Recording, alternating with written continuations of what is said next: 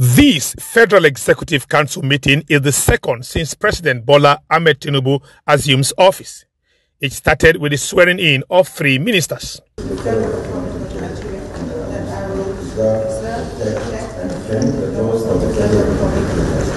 After the brief swearing-in ceremony, Council went into a closed-door session which lasted over 3 hours. After Council, some ministers who presented memorandum briefed correspondents.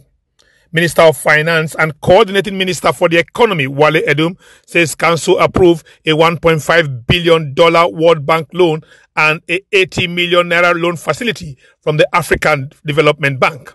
World Bank is willing to consider and to process on our behalf $1.5 billion of concessional financing, relatively cheap financing, and financing that will be disbursed relatively quickly.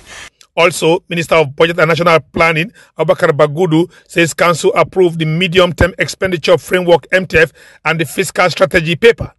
He disclosed that the federal government is proposing 26 trillion naira as 2024 budget, which will be submitted to the National Assembly on an exchange rate of 700 naira to $1. So this Fiscal Responsibility Act is for the years 2024 to 2026. The $700 reference price assumes our optimism. Minister of Labour and Employment Simon Lalong says Council approved the agreement reached by federal government and organized labour for immediate implementation. We presented them to the Federal Executive Council.